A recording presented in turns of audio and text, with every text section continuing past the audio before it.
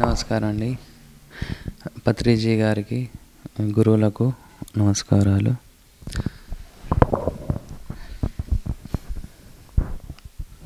ఈరోజు మనం అవేర్నెస్ గురించి తెలుసుకుందామండి. అవేర్నెస్ అంటే ఎవరైనా చెప్పగలుగుతారా? అవేర్నెస్ గురించి. ఎరుక అంటే ఏంది? ఎరుక అంటే ఏంది? వాస్తవంలో జీవించడం. ఇంకెవరైనా? వర్తమానంలో ఉండడం అన్న, ప్రజెన్స్ ఆఫ్ మైండ్ అన్న, ఎరుక అన్న, ఇవన్నీ ఒకటే. ఇప్పుడు ఎరుకతో ఉండడం అంటే మనం చేసే పని చేసేటప్పుడు శ్రద్ధగా, ఏ ఆలోచన లేని స్థితిలో, అంటే దానిపైన పూర్తి చైతన్యాన్ని పెట్టి పూర్తి శ్రద్ధతో చేయడాన్ని ఎరుక అంటారు. ఇప్పుడు మనం చాలా మట్టుకు మనం ధ్యాన స్థితిలో ఉన్నప్పుడు మనం ఎరుకతో ఉంటాం. ధ్యాన స్థితిలో ఆటోమేటిక్గా మనకు ఎరుక వచ్చేస్తుంది. ధ్యానంలో వెళ్ళేటప్పుడు ఎరుక వచ్చేస్తుంది ఆటోమేటిక్గా. కానీ మనం మెలకువలో ఉన్నప్పుడు, మనం పనులు చేస్తున్నప్పుడు 99% అసలు మనం ఎరుకలో ఉండం. మన మైండ్ ఏదో చేస్తే అది మైండ్కు లోన్ అయిపోయి మనం అన్ని పనులు చేసేస్తుంటాం. అంటే మైండ్లోనే ఉంటాం, మనం ఎరుకలో ఉండం. మైండ్లో ఉండడం వేరు, ఎరుకలో ఉండడం వేరు. ఇక్కడ మైండ్లో ఉండడం అంటే ఇప్పుడు ఫర్ ఎగ్జాంపుల్ మనం డైలీ మనం ఇంటికి వెళ్తుంటాం. రెగ్యులర్గా ఇంటికి వెళ్ళి చేసే పనులు ఉంటాయి, ఇంటికి వెళ్ళే పనులు ఉంటాయి. మనం వెళ్ళేటప్పుడు ఏదో ఆలోచనలలో కూడా మనం ఇంటికి వెళ్ళిపోతాం, బయట పెట్టేస్తాం, పైకి వెళ్ళిపోతాం. ఏం జరిగిందో మనకు తెలియదు, జస్ట్ మనం వెళ్ళిపోతుంటాం. ఇది మైండ్లో ఉండడం. ఎరుకలో ఉండడం అంటే ఇప్పుడు మనం కొత్త ప్లేస్కి వెళ్ళాం అనుకోండి, ఉంటామా? ఆలోచనలు ఉంటామా? అరే ఆ ప్లేస్ ఎక్కడుందో అనే ఎరుకతో వెళ్తుంటాం. జాగ్రత్తగా శ్రద్ధతోని చూస్తూ ఎక్కడ ఉంది, ఆ పాయింట్ వచ్చిందా, మనం వెళ్ళే ప్లేస్ వచ్చిందా అని బాగా జాగ్రత్తగా అన్నీ అబ్జర్వేషన్ చేస్తూ వెళ్తుంటాం. అంటే ఇది ఎరుక. మైండ్లో ఉండడం అంటే ఎరుక లేని స్థితి, అంటే ఆలోచన స్థితులలో పనులు చేస్తుండడాన్ని ఎరుక లేని స్థితి అంటారు. దీన్ని ఎరుకలో ఉన్న స్థితి అంటారు. ఎరుకలో ఉన్న స్థితి, ఇప్పుడు మనం రోడ్డు పైన చాలా మందిని చూస్తుంటాం. అసలు వాళ్ళు ఏదో మాట్లాడుతూ, వాళ్ళలో వాళ్ళు మాట్లాడుతూ ఏదో చెప్తూ వెళ్ళిపోతుంటారు. వాళ్ళకు మనకు డిఫరెంట్ ఏం లేదు. ఎందుకంటే ఇప్పుడు వాళ్ళు ఏదో మాట్లాడుతూ పనులు చేస్తూ నోట్లో ఏదో వస్తే, మైండ్లో వేస్తే అది నోటి వెంబడి చెప్తూ వెళ్తుంటారు. ఇక్కడ మనం ఏంటంటే చెప్పం, మనం కూడా అదే పని చేస్తుంటాం, లోపల మాట్లాడుతుంటాం, డిసైడ్ చేస్తుంటాం, ఒకరి గురించి ఆలోచిస్తుంటాం, ఒక సంఘటన గురించి వాడిని తిడుతుంటామో, వాడిని పొగుడుతుంటాం, ఏదో ఒకటి చేస్తుంటాం. కానీ మనం బయట చెప్పుకుని ఆ స్థితి ఈ స్థితి మళ్ళీ ఒకటే అవుతుంది. ఎరకలేని స్థితి అది కూడా. అంటే మనం ఎలా బతుకుతున్నామంటే ఎరకలేని స్థితిలో మనం కూడా ఒక పిచ్చి వాళ్ళలాగానే బతికేస్తున్నాం. కనుక ఈ ఎరకలేని స్థితి అనేది చాలా అనర్థాలకు దారితీస్తుంది. ఎరుకలో ఉన్న స్థితి ప్రతి దాంట్లో మనల్ని విజయాన్ని ఇస్తుంది. ఎరుకలేని స్థితి ప్రతి దాంట్లో మనకు అపజయాన్ని ఇస్తుంది. ఎరుకలేని స్థితిలో మనం ఏం చేస్తాం మనకు తెలియదు, జస్ట్ మనం వెళ్ళిపోతూ ఉంటాం. ఈ ఎరుకలేని స్థితి, ఇప్పుడు ఎరుక అనే స్థితికి మీకు అంటే అది ఎలా ఉంటుంది అంటే అది ఒక ఎగ్జాంపుల్తో చెప్తాను. జపాన్లో ఒక గొప్ప రాజు ఉండేవాడు, చాలా గొప్ప రాజు. అతను దేంట్లో కూడా ఓడిపోలేదు, చాలా పేరు సంపాదించాడు. ఎలాంటి పేరు అంటే మహాచక్రవర్తి, ఎక్కడ తప్పు అనేది ఉండదు, అలా పరిపాలించిండు, అట్లా ఉన్నాడు అతను. అయితే తను ఏజ్ అయిపోయింది, అంటే 50-60 ఏజ్ వచ్చేసరికి తన కొడుకు కూడా పెద్దగా పాడైపోయాడు. ఆ అబ్బాయికి తన సామ్రాజ్యం ఇద్దామని సామ్రాజ్యాన్ని ఇస్తున్నాడు. ఇచ్చేటప్పుడు చెప్తాడనమాట, నువ్వు కూడా చాలా పెద్దగా అన్నిట్లో అన్ని యుద్ధ విద్యలన్నీ నేర్చుకున్నావు, అన్నిట్లో బాగానే ఉన్నావు, కానీ నేను ఇప్పుడు ఇవ్వదలుచుకోలేను నేను. ఎందుకంటే నేను నా గురువు దగ్గర ఒకటి నేర్చుకొని వచ్చాను, అది నువ్వు నేర్చుకొని వస్తే నీకు నేర్చుకొని వచ్చిన తర్వాత నీకు కూడా రాజ్యాన్ని ఇవ్వాలనుకుంటున్నాను. అంటే ఏంది? ఆ అబ్బాయి కూడా ఫాదర్ అంటే బాగా లైగేస్తాడు. సరే నాన్నగారు, మీరు చెప్పినట్టు నేను కూడా మీరు ఎవరి దగ్గర అయితే తన దగ్గర వెళ్ళారో ఆ గురు దగ్గర నేనే వెళ్ళి ఆ విద్యను నేర్చుకొని వచ్చి నేను రాజ్య పరిపాలన చేస్తా. సర్లే, ఇన్ని విద్యలు చేసిన, నేను కత్తి విద్యలలో ఈ విద్యలలో ఆరిదేన్నవాని, నాకేమైతే ఇది చిన్న విద్య ఏంట అని సరే అని ఒప్పుకుంటాడు. ఒప్పుకున్న తర్వాత అబ్బాయిని తండ్రి ఆ గురు దగ్గర పంపిస్తాడు. పంపేగానే వెళ్ళేటప్పుడు అబ్బాయికి చెప్తాడు, నా గురువు గారు అప్పట్లోనే కొంచెం ముసలితనం నుండి ఇప్పుడు చాలా పండు మూసలలో ఉంటాడు. ఆ? చూసి ఇది చెయ్యు అని చెప్తాడు. సరే అని ఈ అబ్బాయి సరే మీరు చెప్పినట్టు నేను బాగానే మెసులుతాను అతనితోని, ఎలా అంటే ఇష్టం ఉన్నట్టు బిహేవ్ చేయనని చెప్పి వెళ్తాడు. వెళ్ళిన తర్వాత అక్కడ వెళ్ళిన తర్వాత ఆ గురువుని చూసి, అరే ఇంత పెద్ద ముసలైన నాకేం నేర్పిస్తాడు ఇతను, యుద్ధ విద్యలా నేర్పిస్తాడు, ఆ ముసలితనంలో ఉన్నాడు, అసలు కత్తి కూడా లేపా అంటే ఇతను అనుకుంటాడు కత్తి లాంటి ఏదో విద్య అనుకుంటాడు. ఆ విద్యలు ఏమైనా నాకు నేర్పిస్తాడు, ఇతను ఏం నేర్పిస్తాడు నాకు అని ఒక ఆలోచన ఉంటాడు. సరే అని అలానే కూర్చుంటాడు. ఆ గురువుగారు వస్తారు. ఓ నువ్వు రాజు కొడుక, ఎందుకు వచ్చావు నాకు తెలుసులే, మీ నాన్నగారు కూడా నేనే విద్య నేర్పాను, నువ్వు కూడా దానికోసం వచ్చి ఉంటావు, సరే అని చెప్తాడు.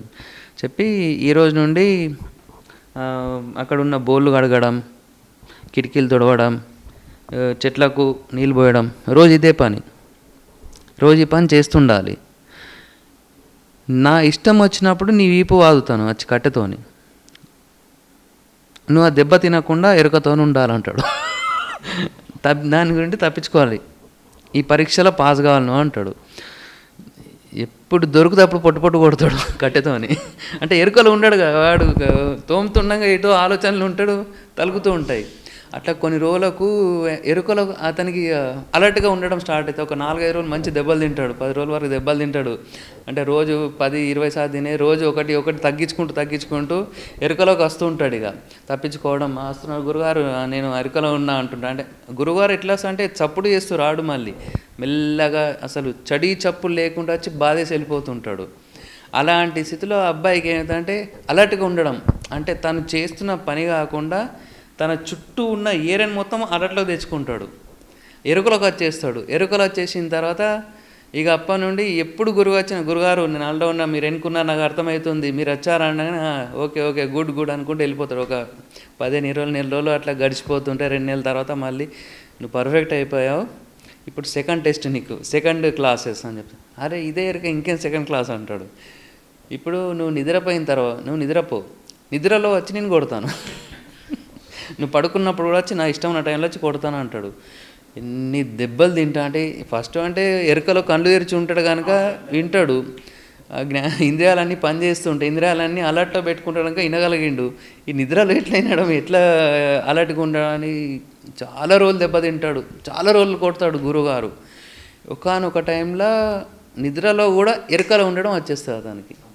రాగానే గురువుగారు ఇట్లా మెల్లగా చడి చప్పుడు లేకుండా రాగానే, గురువుగారు మీరు వచ్చారు నాకు అర్థమవుతుంది, మీరు వెళ్ళి పండుకోండి, మీరు ముసలి వాళ్ళు అయిపోయారు, ఎక్క స్ట్రెయిన్ తీసుకోవద్దు, వెళ్ళిపోండి అంటాడు.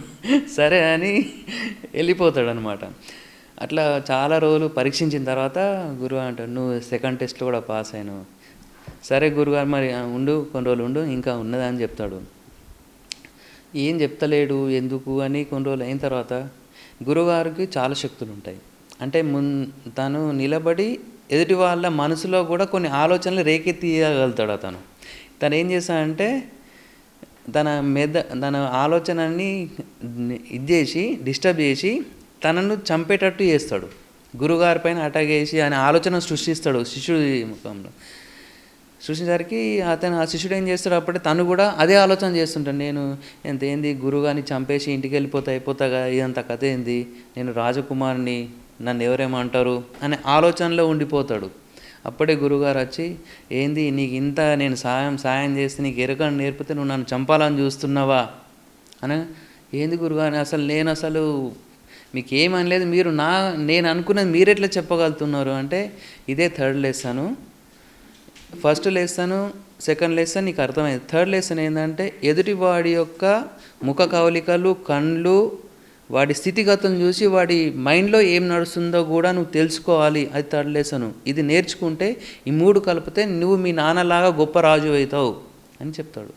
చెప్పగా సరే గురు క్షమించండి, ఇది నేను గుర్తుంచుకుంటాను, 2 అయితే నేను పర్ఫెక్ట్ అయిపోయాను. ఈ థర్డ్ పాయింట్ కూడా ఎవరైనా నా ముందు ఉన్నప్పుడు నేను వాళ్ళ స్థితిగతుల్ని వాళ్ళని చూసి నేను వాళ్ళ మైండ్లో ఏముందో చూసే ప్రయత్నం చేస్తానని చెప్పేసి వెళ్ళిపోతాను. దీనివల్ల మన అర్థం ఏంటంటే, అంటే ఎరుక ఇన్ని రకాలుగా ఉంటుంది. అంటే మనం డైలీ చేసే పనులే కాకుండా నిద్రలో ఎరుక ఉంటుంది, ముందట ఉన్న వాళ్ళ మైండ్ని కూడా రీడ్ చేయడంలో ఎరుక అనేది చాలా ఇంపార్టెంట్ రోల్, అంటే ఇంత ఇంపార్టెంట్ ఉంటుంది ఎరుకకు. ఎరుక అనేది మనం డైలీ లైఫ్లో అసలు ఉండలేం, డైలీ లైఫ్లో ఎరుకలు ఉండలేం. 99% ఒక సంఘటన గురించి ఆలోచించడమో, ఒక వ్యక్తి గురించి ఆలోచించడమో, లేకుంటే ఫ్యూచర్కి వెళ్ళడమో, లేకుంటే పాస్ట్కి వెళ్ళడమో అనేది ఉంటుంది. అసలు ప్రజెన్స్లో ఎప్పుడూ ఉండం మనం. 99% అసలు మనం ఉండం ఎరుకలో. దాన్ని మన మైండ్ ఎలా తీసుకెళ్తుంటే, మైండ్కు ప్రజెన్స్లో ఉండడం అనేది ఇష్టం ఉండదు. ప్రజెన్స్లో ఉన్నామంటే మైండ్ అనేది దాని యొక్క ఉనికిని కోల్పోతుంది. అందుకోసం మైండ్ ఏం చేస్తుంది, అయితే ఫ్యూచర్కి వెళ్ళు, లేకుంటే పాస్ట్కి వెళ్ళు, లేకుంటే ఒక వ్యక్తి గురించి ఆలోచించు, ఒక సంఘటన గురించి ఆలోచించు, అదే పనిలో ఉంటుంది. ఎప్పుడైతే మనం మైండ్ని ప్రజెన్స్లో తీసుకొచ్చిన క్షణమే దాని ఉనికిని కోల్పోయి మనం అంటే మనసు యొక్క కాన్షియస్ మైండ్ యొక్క ఉనికి కోల్పోతాం, సబ్ కాన్షియస్ మైండ్కి కనెక్ట్ అయిపోతాం అప్పుడు మనం. కనుక ఈ కాన్షియస్ మైండ్ ఏం చేస్తానంటే ఏదో ఒక ఆలోచనను తీసుకువస్తే మననట్టు లాక్కెళ్తుంటుంది. అలాంటి స్థితిని తీసుకొని వచ్చి ఎన్ని కథలు పడాలో అన్ని కథలు పడుతుంది. కనుక ఎప్పుడు మనం ఎరుకలో ఉండం. ఎందుకంటే ఎరుకలో ఉంటే అది కొలాప్స్ అయిపోతుంది. కొలాప్స్ అయిపోయిందంటే అది మళ్ళీ అది రాలేము అన్న స్థితితోని మనకు లాగుతూ ఉంటుంది మనస్సు. ఆ మనస్సుని ఆ స్థితి నుండి మనం ఉనికిలో తీసేసి మన సబ్కాన్షియస్ ఉనికిలోకి ఎట్లా వెళ్ళాలి, మనం ఈ ఎరుకలో ఉనికికి ఎట్లా వెళ్ళాలి అనేది చాలా ఇంపార్టెన్స్. అది మనం ప్రాక్టీస్ చేయాలి అంటే అంత ఈజీ కాదు. ఇప్పుడు మనం కూర్చున్నాం అంటే ధ్యాన స్థితిలో అంటే మనం శ్వాసను గమనిస్తుంటాం. శ్వాస అనేది మెల్లగా అయిపోయి ఒకనొక పాయింట్ సెట్ అయినప్పుడు థాట్లెస్ స్టేట్కి వెళ్ళి మనం సబ్కాన్షియస్ మైండ్కి యాక్టివేట్ అయిపోయి మనం ఎరుక స్థితిలోకి వచ్చేస్తాం. అది ఈజీ. కానీ కళ్ళు తెరిచి అన్నీ చెవులు, ముక్కు, కళ్ళు తెరిచి ఉంచినప్పుడు అసలు మనం ఎరుకలో ఉండడం అనేది చాలా ఇంపాసిబుల్. అలాంటి దాన్ని మనం నేర్వాలి. అది నేను లాస్ట్లో అది ఎట్లా చేయాలో మీకు చెప్తాను. నేను ఎరుకలో అనే కాన్సెప్ట్ గురించి ఇంకో ఎగ్జాంపుల్ ఏంటంటే, ఇప్పుడు మనం ఎరుక ఎన్ని రకాలుగా ఉందో మనకి ఇప్పుడు అర్థమైంది. ఎరుక అనేది ఎట్లుంటుంది, అసలు ఎరుక అనే కాన్సెప్ట్ ఎట్లుంటుంది, ఎరుక అనేది ఇన్ని రకాలుగా ఉంటుంది, అసలు ఎరుక అంటే ఎట్లుంటుంది అనేది ఒక ఎగ్జాంపుల్. అంటే ఇప్పుడు ఒక ఎగ్జాంపుల్ విక్రమాదిత్యుడి గురించి మీకు అందరికీ ఐడియా ఉంటుంది. మహావీరుడు అనే పేరు ఒక విక్రమాదిత్యుడికి వచ్చింది రాజులలో. ఎందుకంటే అతను ఎప్పుడు ఎరుకలో ఉండేటోడు, అందుకోసం మహావీరుడు అయింది అతను. రాజులలో ఎవరికి విక్రమాదిత్య అని ఎవరికి పేరు లేదు, ఒక్క విక్రమాదిత్యుడికి మాత్రం మహావీరుడు అంటారు. అంటే ఎరుకలో ఉన్న వాళ్ళని మహావీరులుగా తీసుకోవచ్చు మనం. అంటే ఎరుకలో లేని వాళ్ళు మహావీరులు కాదు. ఎందుకంటే ఎప్పుడైనా ఏదైనా అపాయం వచ్చినప్పుడు ఏమైనా జరగచ్చు. ఇప్పుడు రాజకుమార్ దెబ్బలు తిన ఎవరైనా వచ్చి కట్టే ప్లేస్లో కత్తి ఉన్నది అనుకో, చనిపోతాడు కదా. అంటే ఆ స్థితి నుండి తీసుకురావడానికి ఆ అబ్బాయికి జపాన్లో ఆ రాజకుమారికి అలాంటి ఎరుకను తీసుకురావడానికి అలాంటి స్థితులు తెప్పించిండు ఆ గురుగారు. ఇప్పుడు విక్రమాదిత్యుడు కూడా ఎప్పుడు ఎరుకలో ఉండేటోడు. ఎరుకలో ఉండడం వల్ల ఏమవుతుందంటే ఎలాంటి స్థితినైనా మనం ఫేస్ చేయొచ్చు, ఎలాంటి స్థితినైనా మనం ఎరుకతో తీసుకొని దాంట్లో జయం పొందవచ్చు అనే కాన్సెప్ట్లో ఉండేటవాళ్ళు. ఇప్పుడు విక్రమాదిత్యుడి కాన్సెప్ట్ ఏంటంటే, తను పరిపాలించే టైంలో రోజు మార్నింగ్ అవర్స్ వాళ్ళు ఏం చేసేవాళ్ళంటే, వాళ్ళు రాజ్యంలో ఎవరైనా గిఫ్ట్ తెచ్చే వాళ్ళు ఉంటారు కదా, రాజు కోసం గిఫ్ట్ తెచ్చే వాళ్ళు ఉండేవాళ్ళు. ఆ టైంలో 7, 8, 9 మధ్యలో అంటే మార్నింగ్ టైంలో గిఫ్ట్ కోసం అతను యూజ్ చేసుకునేవాడు. చాలామంది వచ్చి తనకు ఏదో గిఫ్ట్లు మార్నింగ్ ఇచ్చేవాళ్ళు. అయితే ఒక సన్యాసి రోజు వచ్చేవాడు, ఒక అడవి పండు లాంటిది, కాయ లాంటిది ఒకటి రాజుకి ఇచ్చి వెళ్ళేవాడు. ఒక రోజు అయింది, 2 రోజులు, అట్లా 10 సంవత్సరాలు ఇచ్చాడు. రోజు 10 years వరకు ఆ సన్యాసి రోజు ఒక పండుని తీసుకురావడం, ఆ రోజు తనకి ఇవ్వడం. ఆ విక్రమాదిత్యుడు ఏం చేసాడంటే, తన పక్కకు ఒక మంత్రి ఉన్నాడు అని ఆ మంత్రికి ఇచ్చేవాడు. ఆ మంత్రి ఏం చేసేవాడు, ఒక గదిలో దాన్ని పడేసేవాడు. ఈ పండు అయినా ఇది ఖరాబ్ అవుతా అని తెలుసుకోవడం, మళ్ళీ రాజు ఏమైనా అడుగుతాడేమో, రాజుకి ఎప్పుడు ఏం అడుగుతాడో తెలియదు, మళ్ళీ అడిగిందంటే మళ్ళీ చూపించాలి. కానీ అతను ఏం చేశాడు, ఒక గదిలో పడేసేవాడు. అట్లా 10 సంవత్సరాలు గడిచిపోయింది. రోజు ఒక పండు ఇవ్వడం. ఒక్కనొక రోజు ఎందుకు అబ్బాయి తను ప్రతిరోజు వస్తున్నాడు, రోజు ఒక పండు ఇస్తున్నాడు, ఎందుకు ఇస్తున్నాడు అని మంత్రికి ఇచ్చే బదులు తన పక్కకు విక్రమాదిత్యుడు దగ్గర ఒక కోతి కూడా ఉండేదట. మరి ఆ కోతికి ఇచ్చింది తిను అని. అది తినేసరికి, ఆ పండు తిన్న అందులో ఒక వజ్రం, ఇంత పెద్ద వజ్రం మెరుస్తూ కనబడ. ఏంది వజ్రం ఉందేంది అని ఆశ్చర్యపోయి ఏంది మీరు రోజు నాకు ఈ పండ్లో వజ్రం పెట్టిస్తున్నారంటే నేను గత 10 సంవత్సరాలు నేను ఇచ్చే ప్రతి కాయలో నీకు వజ్రం ఉంది అని చెప్తాడు.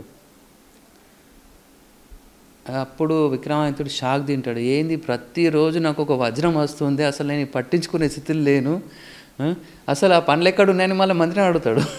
మంత్రి ఆ రూమ్లో ఉన్నాయని అని వెళ్ళి చూసేసరికి ప్రతి కాయ అన్నీ మురిగిపోతాయి, మురిగిపోయి వాటి నుండి వజ్రాలు వస్తాయి. రూమ్ నిండా మొత్తం వజ్రాలే ఉంటాయి ఆ గది నిండా.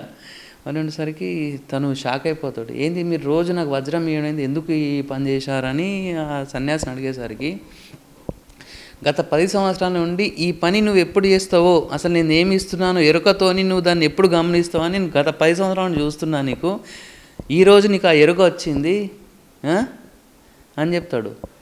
ఎరుక వచ్చిన అవునా సరే అని అప్పుడుగా తన పైన గౌరవం పెరుగుతా. మరి ఎందుకు ఇస్తున్నారు? నేను ఒక యాగం చేయదలుచుకున్నాను, నేను అది శ్మశానంలో యాగం చేయదలుచుకున్నాను.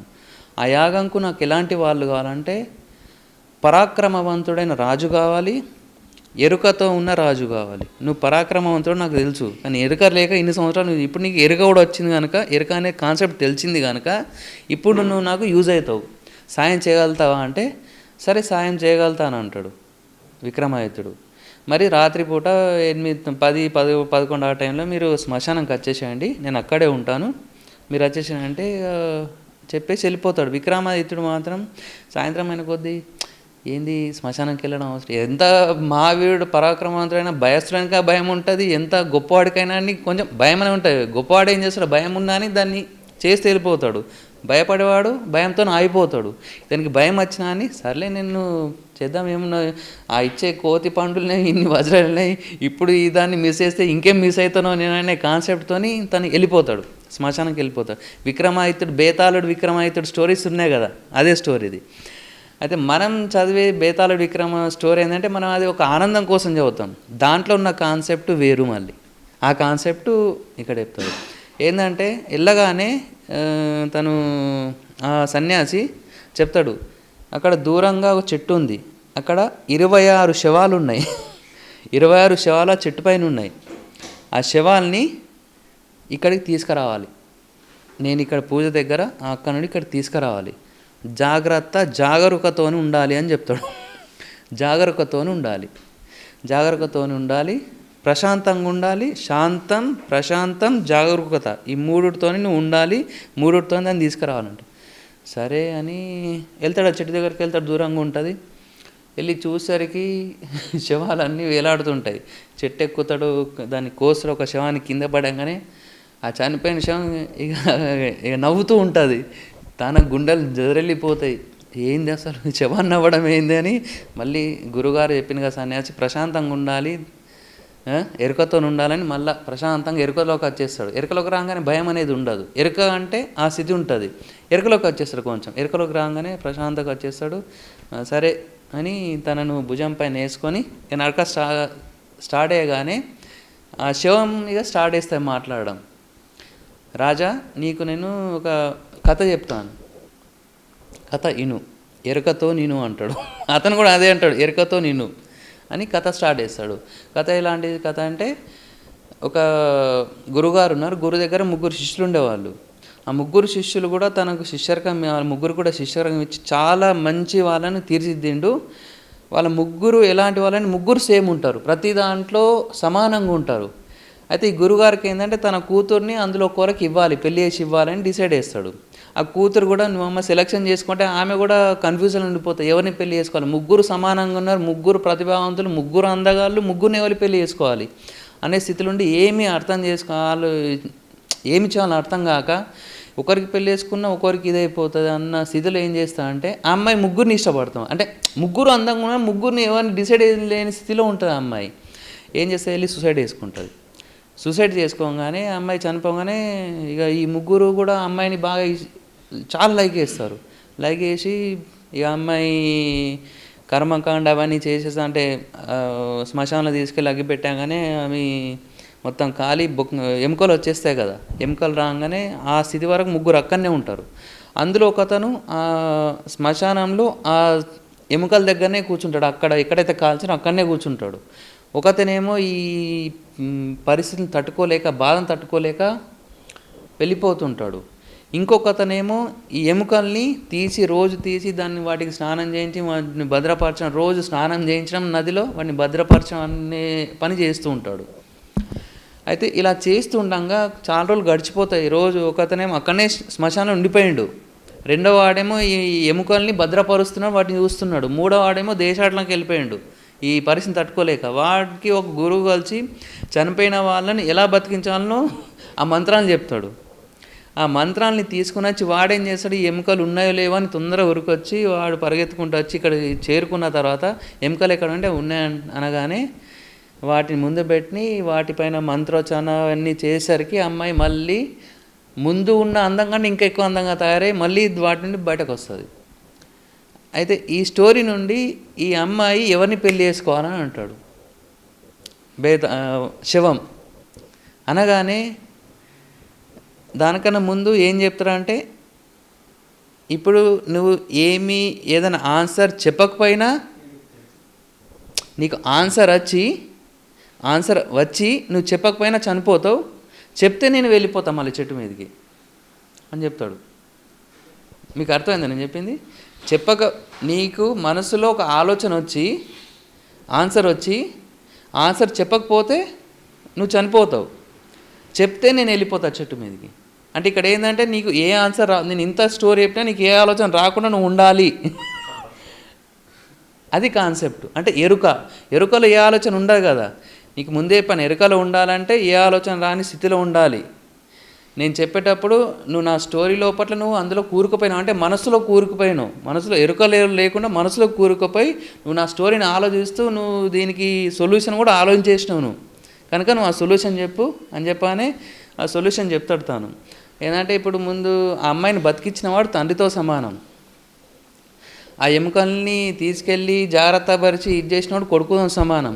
ఎవడైతే శ్మశానంలో ఉండి అక్కడనే పిచ్చోళ్ళలాగా ఉన్నాడు వాడు భర్తగా అవుతాడు, వాడు పెళ్ళి చేసుకోవాలని చెప్పాం. కానీ వీడెళ్ళి విషయం వెళ్ళి మళ్ళీ చెడిపోయినాడు. అట్లా 25 సార్లు జరుగుతుంది. అంటే 25 టైమ్స్ అతను ఏదో ఒక స్టోరీ చెప్పడం, ఇతను ఏదో ఒక దాని గురించి అతను చెప్తున్నాగా ఏదో ఆలోచన వెళ్తాం కదా. ఇప్పుడు మనం ఒకరు మాట్లాడుతున్నప్పుడు అంటే చెప్పేది వినలేం, 100% వినలేం. వినడం అంటే అతను చెప్పేది వినడం, ఆ చెప్పే దాని మీద మనం ఆలోచించడం, చెప్పేదాన్ని కూడా మనం ఆలోచనలోకి వెళ్తుంటాం, అప్పుడప్పుడు వింటాం, ఆలోచనలోకి వెళ్తుంటాం, ఇలాంటివి చేస్తుంటాం. అది జాగరూకత కాదు, అది అవేర్నెస్ అన్నారు దాన్ని. అంటే మైండ్లో ఉండడం, అంటే మైండ్ స్థితిలో ఉండడం అంటారు. ఆ మైండ్ స్థితిలో 25 సార్లు జరుగుతుంది. 26వ సారి మాత్రం అతను స్టోరీ చెప్తూ పోతుంటాడు. ఇతను ఏ ఆలోచన లేని స్థితిలో అది వింటుంటాడు, కానీ ఏ ఆలోచన లేని స్థితిలో వింటాడు, ఎరుకతో వింటాడు. వినడం మాత్రమే, ఎరుకలో వినడం చేయగానే అప్పుడు ఆలోచన లేదు కదా, నాకు ఏ ఆలోచన లేదు అంటాడు. అనగానే అక్కడ వరకు ఆ పూజ వరకు వస్తాడు. అంటే ఈ స్టోరీ వల్ల అర్థమైందంటే మనం ఎరుకలో అనేది ఎట్లుండాలంటే వినేటప్పుడైనా కానీ ఎరుకలో ఉండాలి, వినేటప్పుడు ఎరుకలో ఉండడం, మాట్లాడేటప్పుడు మనం మాట్లాడే మాటలపైన ఎరుకతో ఉండడం, మనం చేసే పని పైన ఎరుకతో ఉండడం, మనం నడిచేటప్పుడు ఎరుకతో ఉండడం, వట్టి కూర్చున్నప్పుడు ఎరుకతో ఉండడం, ఇవన్నీ ఎరుకలోనే వస్తాయి. ఇప్పుడు మనం ఎక్కువ టైము పనులల్లో ఉంటాం, లేకుంటే వట్టి కూర్చొని ఉంటాం, ఎవరి కోసమైనా ఎదురు చూస్తుంటాం. కొన్ని టైంలలో వాళ్ళ కోసం ఎదురుచూడడం, బస్ కోసం ఎదురుచూడడం, ట్రైన్ కోసం ఎదురుచూడడం, ఆ ఎదురు చూడడం అనేది చాలా ఘోరంగా ఉంటుంది. దాన్ని ఎరుకగా చేసుకున్నాం అనుకోండి, దాన్ని కూడా మనం ఎరుకగా ఎదురు చూడడం బదులు అన్నిటిని ఎరుకతో చూస్తూ ఉన్నాం అనుకోండి, అది చాలా మంచి ప్రయత్నంగా మారుతుంది. అంటే దీన్ని కూడా మనం ఎరుకగా మార్చుకోవచ్చు, ఎదురు చూడడాన్ని కూడా మనం ఎరుకగా మార్చుకోవచ్చు. ఎరుక అనేది చాలా బాగుంటుంది. అంటే ప్రతి దాంట్లో ఎరుక అనే కాన్సెప్ట్ని మనం పెట్టగలిగినాం అనుకోండి, ప్రతి దాంట్లో మనం విజయాన్ని సాధించవచ్చు. దాని నుండి జరిగే యాక్సిడెంట్స్ కానీ, అంటే కొన్ని జరిగే సంఘటనలు ఉంటాయి, ఆ సంఘటన నుండి మనం బయటపడవచ్చు ఎరుక వల్ల. అంటే ఈ స్టోరీ వల్ల మనకి ఏమర్థం అవుతుందంటే, ఎరుక అనేది ముందట వాళ్ళు మాట్లాడే ముందట జరిగే సంఘటనలు, ముందట వాళ్ళు మాట్లాడే పరిస్థితులు, వాటిని మనం మైండ్లో తీసుకొని ఆలోచించకుండా జస్ట్ ఎరుకతో వినడం, చూడడం, చెయ్యాలి అనేది ఇక్కడ తెలుస్తుంది. అంటే ఎరుక అనేది ఇట్లా ఉంటుంది. ఇప్పుడు మనం 99% ఏం చేస్తామంటే, ఎవరన్నా ఇప్పుడు మన ముందు ఎవరో చాలా సంవత్సరం నుండి ఎవరో మనకు తెలిసిన వాళ్ళు రాగానే మనం ఏం చేస్తాం, ఎరుకతో చూడడం, వాడితో మనకున్న జరిగిన స్టోరీని అంతా మన మైండ్లో తిప్పుతాం. అతనితో ఉన్న పాస్ట్ అన్నీ మన మైండ్లో తిప్పుతూ ఉంటాం. ఆ స్టోరీస్ అన్నీ వచ్చేస్తాయి. లేకపోతే మనం ఏం చేస్తాం, ముందటోడిని చూసి అని ఒక డిసిజన్కి రావడం. అంటే ఎప్పుడో జరిగిన విషయాల్ని తీసుకొని మనం ఇప్పుడు డిసిజన్ తీసుకోవడం, ఎప్పుడో జరిగిన వాటిని మనం ఇప్పుడు మన మైండ్లో తెచ్చుకోవడం, ఇవన్నీ చేస్తూ ఉంటాం. ఇవన్నీ చేయడం వల్ల ఏంటంటే ఎరుకను కోల్పోతాం మనం. ఎరుకను కోల్పోవడం వల్ల చాలా అనర్థాలు జరుగుతాయి. ఇప్పుడు అంటే మౌంటైన్స్ ట్రెక్కింగ్ చేసేవాళ్ళు ఎంత ఎరుకతో చేస్తారు. కొంచెం ఎరుక లేకుండా వాళ్ళు ఏదైనా ఆలోచనకి వెళ్ళిపోయినా అంటే అక్కడ నుండి పడిపోతారు. అంటే ప్రమాదాలు జరుగుతాయి. అంటే మనం ఇక్కడ ఒక ట్రెక్కింగ్ అని చెప్తున్నాం, అట్లా ప్రతి సంఘటనలో కూడా ఈ ఎరుక అనేది ఉంటుంది. ఎరుక అనే కాన్సెప్టు ఎంత ఇంపార్టెన్స్ అంటే, ఎరుక లేని స్థితిని కొందరు గురువులు మరణంతో సమానం అని చెప్తారు. ఎరుకతో ఉండడాన్ని జీవము, ఎరుక లేని స్థితిని మరణంతో చెప్తారు. అంటే ఎప్పుడు మనం ఎరుకలో ఉండడానికి ప్రయత్నం చేయాలి. మరి ఎరుకలో ఉండడం వల్ల ఏమవుతుంది? ఎరుకలో ఉండడం వల్ల ఏంటంటే మనం ప్రమాదాల నుండి బయటపడతాం. ఇప్పుడు మనకు ముందట ఎవరైనా మోసం చేయడానికి వచ్చింది, ఆ మోసాన్ని కూడా మనం పసిగట్టగలిగే స్థితిలో ఉంటాం. మనం ప్రమాదాల నుండి బయటపడతాం. ఇవన్నీ ప్రాపంచికంగా. ఇప్పుడు మనం మెడిటేషన్ పరంగా చూసినాం అనుకోండి, ఎరుకతో ఏమవుతుంది? ఇప్పుడు మెడిటేషన్ అంటే మనం మెడిటేషన్ ఉంటాం, ఎరుకలో ఆటోమేటిక్గా ఎరుకలు వచ్చేస్తాం. అప్పుడు మనకు ఆటోమేటిక్గా సబ్కాన్షియస్ మైండ్ యాక్టివేట్ అయిపోతుంది. అప్పుడు సబ్కాన్షియస్ మైండ్ యాక్టివేట్ అయినప్పుడు మనకేదైనా అడగాల్సిన అవసరం మనం ఏదైనా క్వశ్చన్ వేసినప్పుడు మనకు సబ్కాన్షియస్ నుండి ఆన్సర్స్ వస్తాయి. అప్పుడు ఓన్లీ ధ్యానంలో ఉన్నప్పుడు. ధ్యానం లేని స్థితిలో ఇప్పుడు నార్మల్ ప్రపంచంలో మనం తిరుగుతుంటాం. అప్పుడు మనకు ఒక సజెషన్ కావాలి, మనకు ఏదైనా సజెషన్ కావాలి. అప్పుడు ఎరుకలో ఉండి నువ్వు ఆ క్వశ్చన్ వేసినావు అనుకో, సబ్కాన్షియస్ మైండ్ కనెక్ట్ అయి ఉంటాం. మనం అప్పుడు ఎరుకలో ఉన్నప్పుడు మన కాన్షియస్ మైండ్ డియాక్టివేట్ అయిపోయి సబ్కాన్షియస్ మైండ్ యాక్టివేట్ అవుతుంది. ఆ సబ్కాన్షియస్ మైండ్ యాక్టివ్ అయ్యి మన ప్రతి క్వశ్చన్కి ఆన్సర్ ఇస్తుంది. ఇవల్ల నాకు ఈరోజు జరిగిన ఒక కాన్సెప్ట్ అండి. మా అక్కయ్య వాళ్ళ ఇంటికి వెళ్ళాను. వాళ్ళ ఇంటికి వెళ్ళి వాళ్ళ అబ్బాయికి నేను మెడిటేషన్ క్లాస్ తీసుకున్నాను. మా అక్కయ్య ఏమేం చెప్పిందంటే, ఈ పెద్ద అబ్బాయి అసలు మాటింటలేడు, వాడు ఎలా ప్రవర్తిస్తున్నా అంటే మేము అనుకున్న దానికి ఎప్పుడు విపరీతంగానే ఉంటున్నాడు వాడు అని చెప్పాడు. నేను అప్పుడు అప్పుడే అతని క్లాస్ ఫుల్ ఎరుకతోనున్నా. ఆల్రెడీ సబ్కాన్షియస్ మైండ్ కనెక్ట్ అయి ఉన్నా దీనికి ఆన్సర్ ఏంది అని నన్ను నేను క్వశ్చన్ వేసుకునేసరికి నాకు ఆన్సర్ వచ్చేది. లోపలికి వెళ్ళి ఏమైనా ఆన్సర్ వస్తుందంటే, వీళ్ళు అబ్బాయికి రెస్పెక్ట్ ఇస్తలేరు, ఆ అబ్బాయి వీళ్ళు ఎట్లా ట్రీట్ చేస్తున్నాడు అలానే ప్రవర్తించడానికి ట్రై చేస్తున్నాడు, ముందు వీళ్ళను మార్చుకోమని చెప్పని నా మైండ్ నాకు చెప్తుంది. అదే ఆన్సర్ నేను మా అక్కకి చెప్పాను. మీరు అబ్బాయిని చిల్లర్లాగా అంటే ఒక వేస్ట్ ఫెలోలాగా చూస్తున్నాను కాబట్టి వాడు వేస్ట్ ఫెలోలాగానే మీ ముందు ప్రవర్తిస్తున్నాడు, ముందు మీ మైండ్ సెట్ మార్చుకొని మీరు వాడికి గౌరవం ఇవ్వడం స్టార్ట్ చేస్తే వాడు మిమ్మల్ని గౌరవం ఇస్తాడు అని చెప్పాను. నిన్న కూడా నేను ఇదే చదివిన ఒక బుక్లో, నువ్వు కూడా అదే చెప్తున్నావు, నేను అంటే నాకు తెలియకుండా వచ్చిన ఆన్సర్ అది. అంటే నాకు అది ఆన్సర్ తెలియదు, ఎవరి గురించి మనమేం చెప్పగలుగుతాం. సబ్కాన్షియస్ అంటే ఎరుకలో ఉండడం వల్ల ఏమవుతుందంటే మన ప్రతి క్వశ్చన్కు మన నుండే ఆన్సర్ దొరుకుతుంది. అంత పవర్ ఉంటుంది ఎరుకలో. మనం మెడిటేషన్లో ఎట్లనే చేస్తాం, కానీ మెడిటేషన్ చేయలేని స్థితిలో ఎరుకలో ఉండాలి. ఎరుక అనేది మెడిటేషన్తో సమానం. అంటే మనం జాగరూకంలో కళ్ళు తెరిచినప్పుడు ఎరుక అనేది అంత ఇంపార్టెన్స్ ఉంటుంది. కనుక ఎప్పుడు ఎరుకలో ఉండడానికి ట్రై చేయాలి. కానీ ఎరుక అనేది మనం 24 గంటల్లో ఒక 10 సెకండ్లు కూడా ఉండలేం. ఉన్న విషయం అది, ఎవ్వరు ఉండలేరు. ఒక మెడిటేషన్ చేసేవాళ్ళు మాత్రమే ఎరుకలో ఉండగలుగుతారు. వాళ్ళు మరీ మెడిటేషన్ చేసేవాళ్ళు, మిగతా వాళ్ళు ఎరుకలు ఉండలేరు. మరి ఎరుకను ఎట్లా తీసుకురావాలి, ఎరుకను ఎట్లా ప్రాక్టీస్ చేయాలి? ఇప్పుడు మనం మెడిటేషన్ చేసే విధానంలాగానే ఇప్పుడు మనం ఒక శ్వాసను పట్టుకొని మనం మెడిటేషన్లోకి వెళ్ళిపోతాం, సబ్కాన్షియస్ మైండ్ కనెక్ట్ అయిపోతాం. అట్లా దీంట్లో కూడా శ్వాసను పట్టుకొని ఉండడం, మన శరీరాన్ని పట్టుకొని ఉండడం. అంటే ఇప్పుడు మనం ఉన్నాం, ఇప్పుడు ఒక ప్రాక్టీస్ చేద్దాం. అంటే ఈ ఎరుకను ఎట్లా ప్రాక్టీస్ చేయాలి? ఇప్పుడు నన్ను వింటున్నారు, మీరు నన్ను చూస్తున్నారు, మీరు నన్ను మైండ్తో చూస్తున్నారు, ఎరుకతో చూస్తలేరు. మీరు ఇప్పుడు ఎరుకలో లేరు, జస్ట్ మీరు మైండ్లో ఉన్నారు, మైండ్ ద్వారా నన్ను వింటున్నారు. ఎరుకలో నన్ను చూడమంటే మిమ్మల్ని మీరు చూస్తూ, మీ కళ్ళు నన్ను చూస్తున్నాయా, నన్నే కాదు మీ బాడీని కూడా చూస్తూ నన్ను చూసే ప్రయత్నం చేయండి. ఒక నిమిషం ప్రశాంతంగా కూర్చోండి. అందరూ కూర్చొని మీ బాడీతోని మీ బాడీ కూడా మీకు కనబడాలి. లోపలికి వెళ్ళి మీ బాడీ కనబడుతూ నా బాడీని చూడండి, నా మాట వినండి. ఒక 2 minutes ట్రై చేయండి.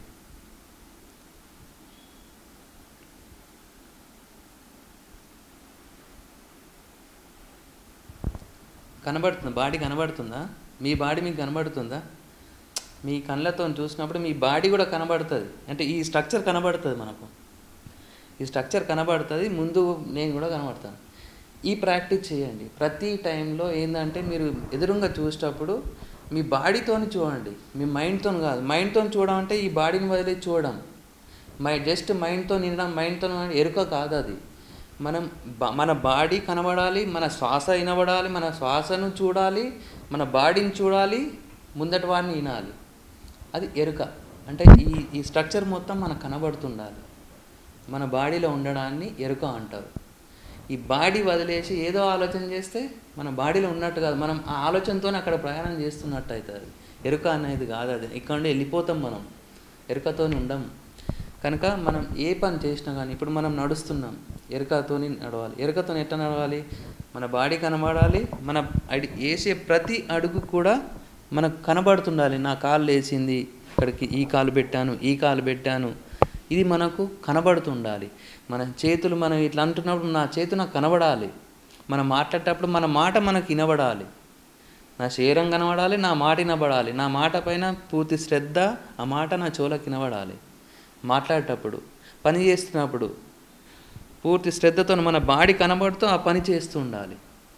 ఇది ఎరుకతో చేయడం అంటారు. ఈ ఎరుకతో చేయడం ప్రాక్టీస్ చేస్తుంటే, అంటే ఇప్పుడే తొందర రాదు అది, కానీ మనం ధ్యానం ఎట్లా నేర్చుకుంటాం, ఈ ఎరుకను కూడా ఇలా ప్రాక్టీస్ చేస్తున్న ప్రతి పనిని మన బాడీని దృష్టిలో పెట్టుకొని, మన శ్వాసను మన బాడీని దృష్టిలో పెట్టుకొని, మన ఒక బాడీ యొక్క కదలికను దృష్టి పెట్టుకొని ప్రతి దాన్ని చూడడం, ప్రతి దాన్ని వినడం, ప్రతి పని చేయడం, ఇది ప్రాక్టీస్ చేస్తే మనం ఆటోమేటిక్గా ధ్యానం స్థితిలో ఉన్నట్టే.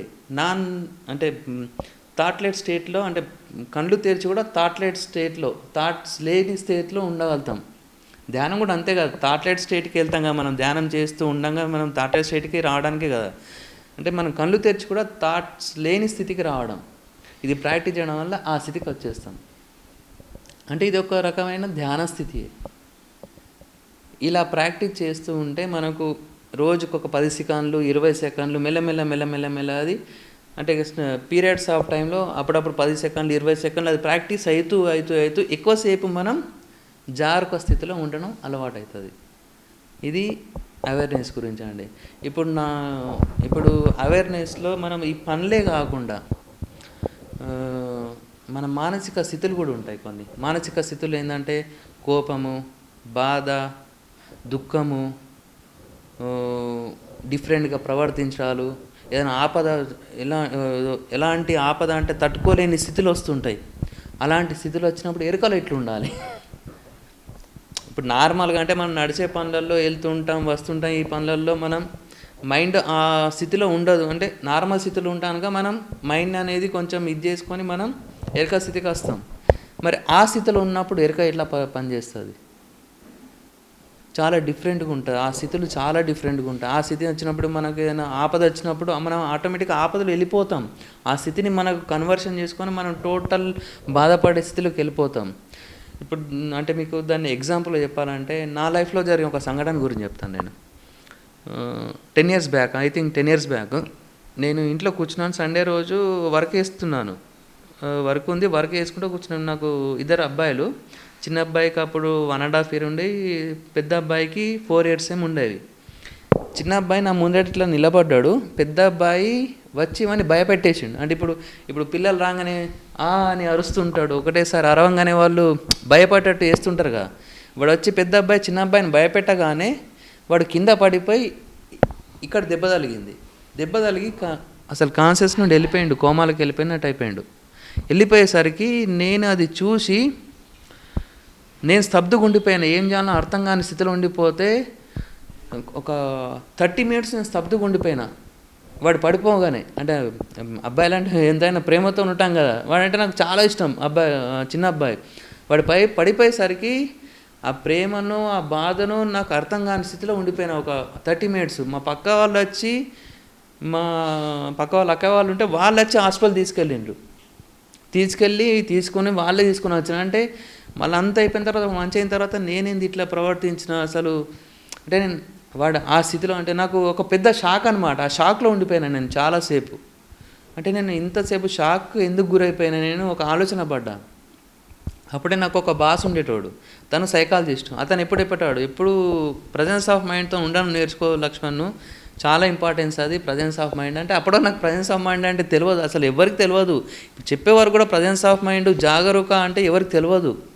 మనం మానసిక స్థితిలో ఎప్పుడు మన మనసుతోనే ప్రయాణం చేస్తూ ఉంటాం, కానీ జాగ్రత్తతో ఉండాలని ఇట్లా ఒక స్థితి అనేది ఉంటుందని మనకు తెలియదు.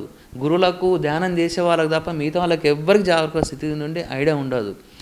నాకు చాలాసార్లు చెప్పాను అసలు నాకు ఈ జాగ్రత్త ఏంది, అసలు ఈ ప్రజెన్స్ ఆఫ్ మైండ్ ఏంది. నాకు అప్పుడు ఆ సంఘటన జరిగిన తర్వాత ఓకే, నేను ఎప్పుడు అలర్ట్గా ఉంటే, నేను జాగ్రత్త స్థితిలో ఉంటే నేను ఈ స్థితిలోకి వెళ్ళేవాడిని కానేమో అని అనుకున్నాను.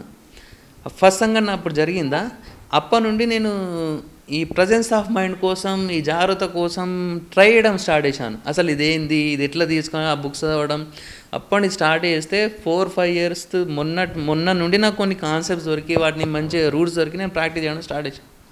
ధ్యానంలో ఉండడం, దానివల్ల నాకు ప్రజెన్స్ ఆఫ్ మైండ్ ఎరుక గురించి ఒక కాన్సెప్ట్ నాకు తెలిసిన తర్వాత 2 ఇయర్స్ బ్యాక్ అదే అబ్బాయి 2 ఇయర్స్ బ్యాక్ యాక్సిడెంట్ జరిగితే ఇది లేచిపోయింది. ఈ పార్ట్ మా అబ్బాయి ఇది పైకి లేచింది. ఇది మొత్తం లేస్తే అందరూ షాక్లో ఉండిపోయారు.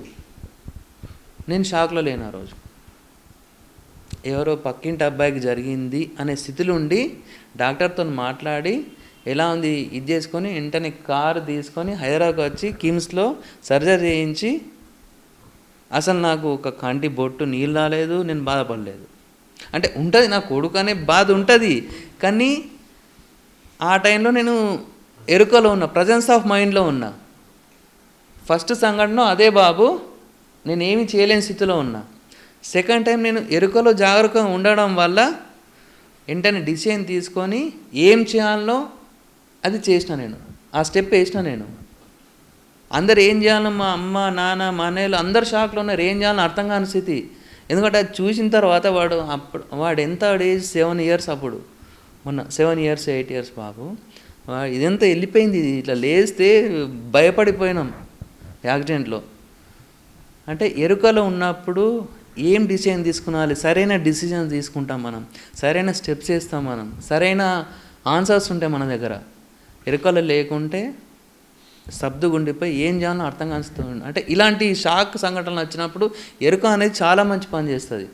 మనం ముందట చావు వచ్చి నిలబడ్డా అనుకో, ఎరుకలో ఉంటే చావును కూడా చేయిస్తాం మనం. ఇది మాత్రం నిజం. అంటే నాకు ఈ జరిగిన సంఘటన నా లైఫ్లో మర్చిపోలేను నేను, అలాంటి సంఘటనలు అవి.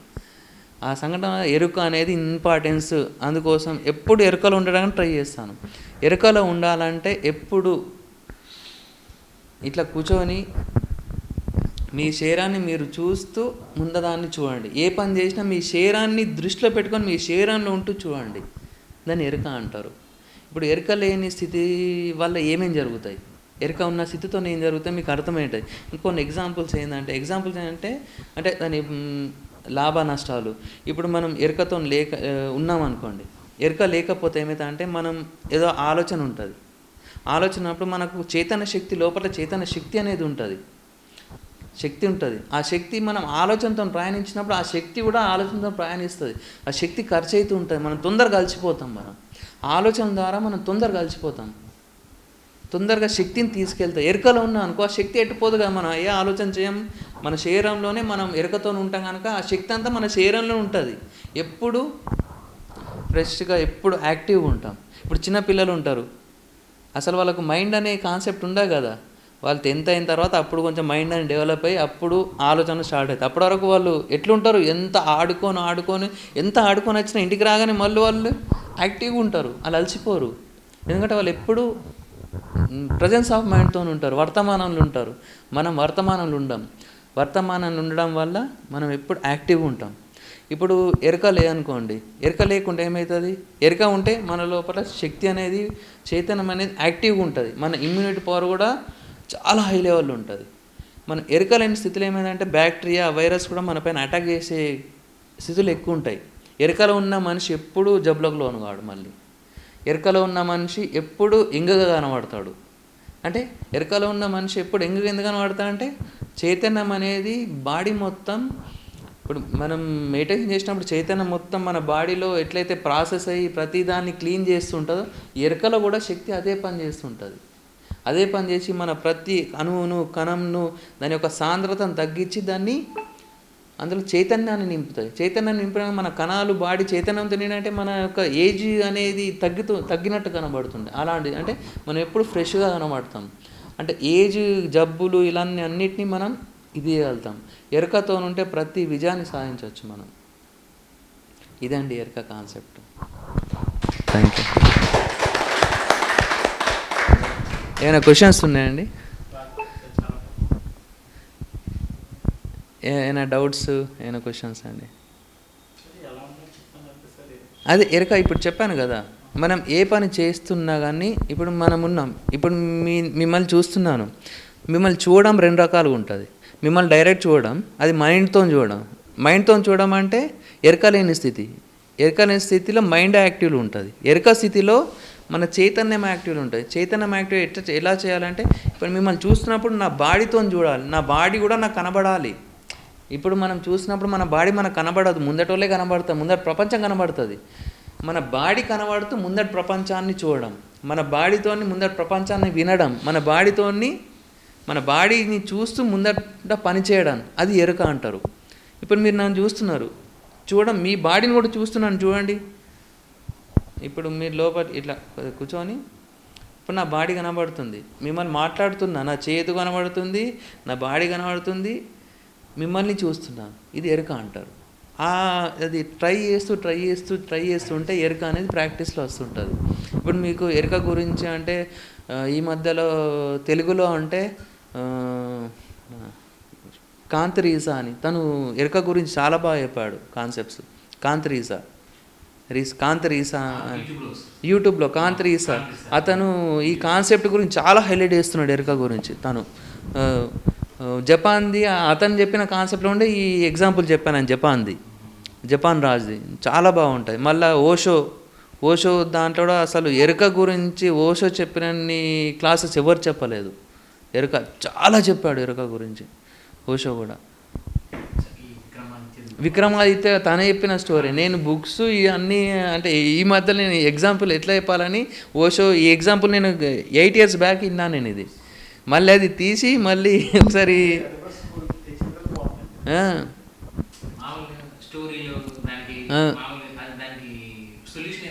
అవును ఎరుకగా అప్లై అని ఎవరు చెప్పలేదు.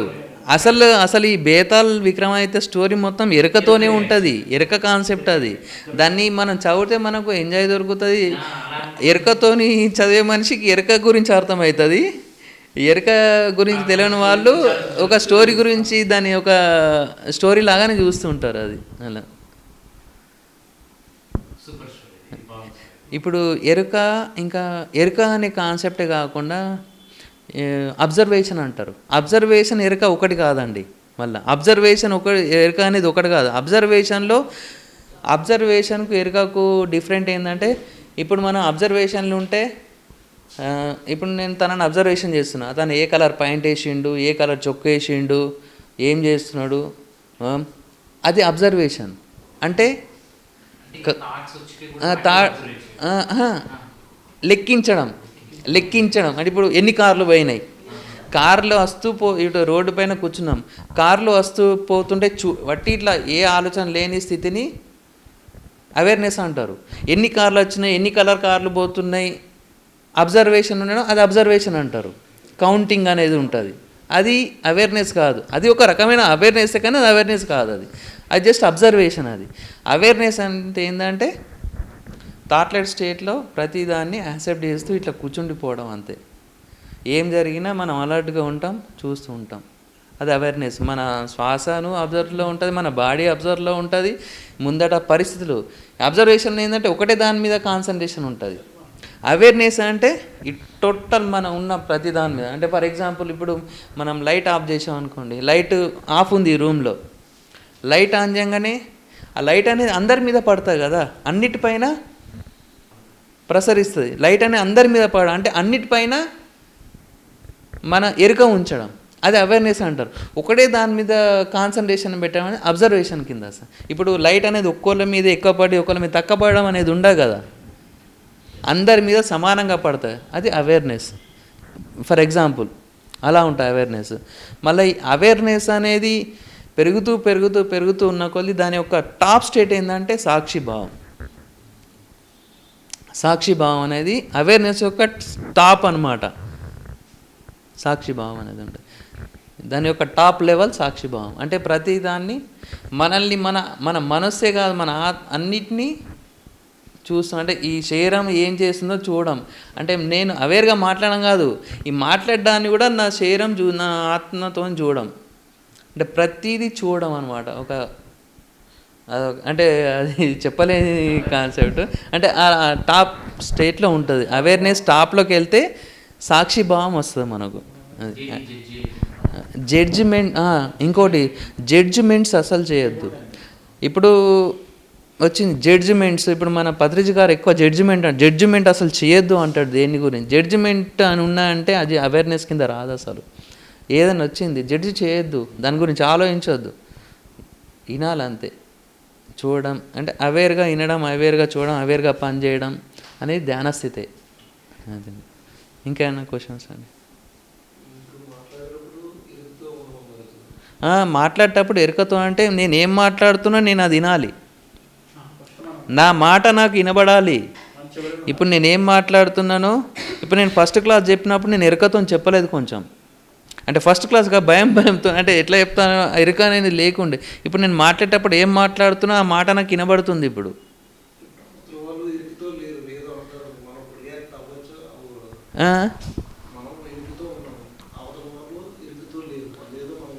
అంటారు రియాక్ట్. అక్కడ రియాక్ట్ అవసరం ఉందంటే రియాక్ట్ కాండి, ఎరుకతో రియాక్ట్ కాండి. ఇప్పుడు ఇప్పుడు ఇప్పుడు ఇప్పుడు ఇప్పుడు నా బాబు ఉన్నాడు, వాడు ఒక తప్పు పని చేస్తున్నాడు, అక్కడ నేను ఒక చెంపదెబ్బ కొట్టాలి. ఆ చెంపదెబ్బ ఎంత పడాలి, ఏ స్టేట్లో పడాలి, వాడికి ఎంత దెబ్బ తలగాలి, వాడికి ఎక్కడ తలగాలి, దెబ్బ కూడా ఎంత ఉండాలి, ఎక్కడ లాస్ కాకుండా, అది ఎరుకతో కొట్టడం అంటారు. ఎరుక లేకుండా కొడితే వాడు మూర్ఛ కూడా పోతాడు. ఎరుకతో కొడితే ఎంత దెబ్బ తలగాలో మనకు తెలిసి ఉంటుంది. మీకు అర్థమైందా నేను చెప్పింది? ఇప్పుడు నా బాబు ఉన్నాడు, నేను ఒక 5-6 సంవత్సరాల కింద కొట్టినప్పుడు కోపం వచ్చి వేసి పెడితే మంచి దద్దులు వచ్చాయి. ఇప్పుడు కొట్టాలంటే ఎంత కొట్టాలి, ఎంత తగాలి, ఎక్కడ తలగాలి కూడా నాకు గుర్తుంచుకొని కొడతాను నేను. ఎరుకతో కొట్టడం అంటారు దాన్ని. అంటే అనే మాట కూడా ఎరుకతో, చేసే ప్రతి పని ఎరుకతో చేయాలి.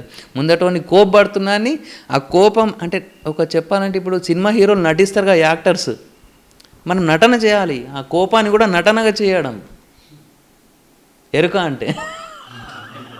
అంటే ఈ కోపం కూడా ప్రదర్శించినప్పుడు నేను కోపపడుతున్నానే నటన చేయాలి కనుక చేస్తున్నాననే కోపంతో కొట్టాలి. నిజమైన కోపంతో కొట్టద్దు, నటన, కోపాన్ని నటనగా చేసుకొని కొట్టాలి, అది ఎరుక. ఇప్పుడు యాక్టర్స్ అందరూ యాక్షన్ చేసేటప్పుడు ఫుల్ ఎరుకతోనే చేస్తారు కదా, ఎలాంటి భావాలు వాళ్ళు సృష్టిస్తారో అవన్నీ ఎరుకతో సృష్టిస్తారు కనుక అంత బాగా వస్తాయి అవి. అంటే అది మనం ప్రతిదీ నటన చేయాలి, నటన చేసినా కూడా ఎరుకతో సమానం అవుతుంది. అంటే నటన మనకు గుర్తున్నా, నేను నటిస్తున్నా అని మనకు గుర్తుంటుంది కదా, అది ఎరుక. ఇంకా క్వశ్చన్స్?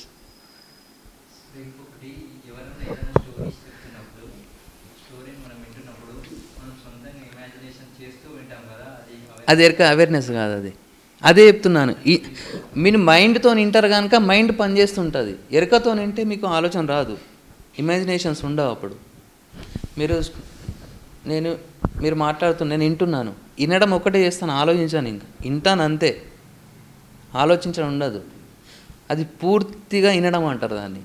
100% ఇక్కడ ఉండి వినడం అంటే ఏ ఆలోచన చేయకుండా చెప్పింది చెప్పినట్టు వినడం, అతను చెప్తున్నప్పుడు మనం అరే ఇదేమన్నా అని అక్కడ వెళ్ళడం, మళ్ళీ ఇక్కడ మళ్ళీ చెప్పడానికి వినడానికి రావడం, అది ఎరక రాదు, అది ఎరక కాదు అది.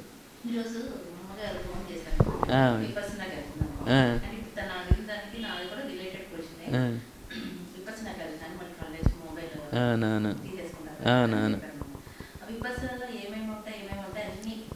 అవును